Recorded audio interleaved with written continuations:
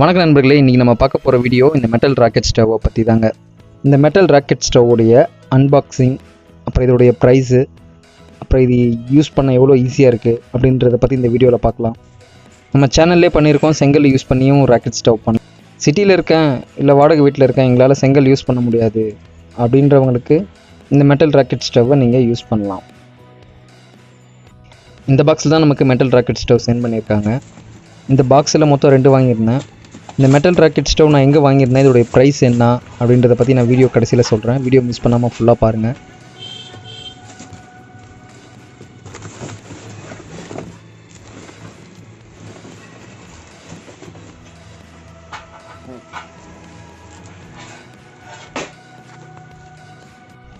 Stove black colour கோட்டிங்கில் பார்க்க ரொம்ப சூப்பராக இருக்குது. ஃபுல்லாக மெட்டல் தான் யூஸ் பண்ணியிருக்காங்க, இருந்தாலும் இதோட பேக்கிங் நல்லாவே பண்ணியிருந்தாங்க. ஸோ எந்த டேமேஜும் இல்லாமல் நமக்கு பீஸ் கிடச்சிருக்கு. செங்கல் யூஸ் பண்ணி நம்ம ரெடி பண்ண ராக்கெட் ஸ்டவ் ஒரே இடத்துல ஃபிக்ஸ் ஆகிடும். ஆனால் இந்த மெட்டல் ராக்கெட் ஸ்டவ் நம்ம சமையல் அறையிலையும் யூஸ் பண்ணிக்கலாம், இல்லை வெளியே வச்சு தண்ணி சுட வைக்கவும் யூஸ் பண்ணிக்கலாம். புதுசாக வீடு கட்டுறவங்க கிச்சனில் பர்மனெண்ட்டாக கூட இந்த அடுப்பை ஃபிக்ஸ் பண்ணலாம். அடுப்புக்கு இது வழியாக தான் நம்ம விறகு போடுவோம். அதுக்கு ஓப்பன் அண்ட் க்ளோஸ் வச்சுருக்காங்க. அது கைப்பிடி பார்த்திங்கன்னா பிளாஸ்டிக்கில் நல்லாவே இருக்குது.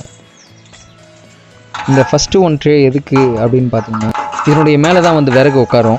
அது கடையில் தான் நமக்கு ஆக்சிஜன் கிடைக்கும். அது மூலிமா தான் நமக்கு ராக்கெட் அடுப்பு நல்லா எரியும். ரெண்டாவது பார்த்திங்கன்னா, கீழே ஒரு பாக்ஸ் இருக்குது. ராக்கெட் அடுப்பில் மேக்ஸிமம் கறி துண்டுகளே வராது. அது ஃபுல்லாக சாம்பிளாகி கீழே இருக்க அந்த பாக்ஸில் ஸ்டோரேஜ் ஆகிடும். அதை நம்ம எடுத்து வெளியே போட்டுடலாம். 4 inch ஸ்கொயர் டியூப்பில் பண்ணியிருக்காங்க. இதோடைய வெயிட் 9லேருந்து 10 கிலோ வரைக்கும் வருது. விறகு வை.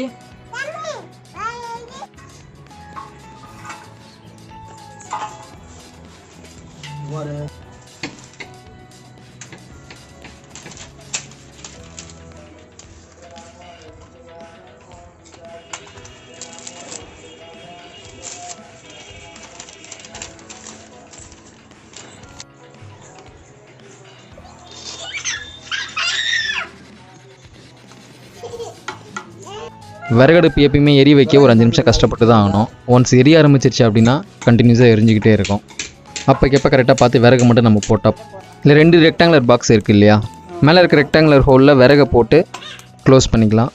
ரெண்டாவதாக இருக்க ரெக்டாங்குலர் ஹோல் வந்து ஆக்சிஜனை ஃப்ரீயாக எடுத்துகிட்டு எரியறதுக்கான செட்டப். அடுப்பு நல்லா எரிய ஆரம்பிச்சிருச்சு. இந்த அடுப்பில் நம்ம என்ன பண்ண போகிறோம் அப்படின்னா, டெய்லியும் வீட்டில் மோர்லேருந்து ஸ்டோர் பண்ண வெண்ணெயை உருக்கி நெய்யாக்க போகிறோம்.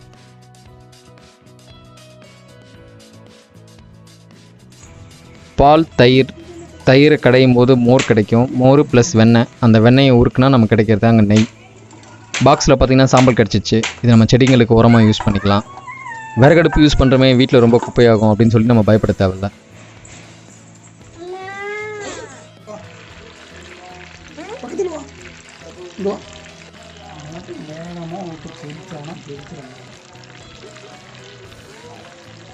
வெண்ணெய் நல்லா உருகி நெய் பதம் வந்ததுக்கப்புறம் இதில் பச்சை முருங்கலை நம்ம சேர்த்துக்கலாம்.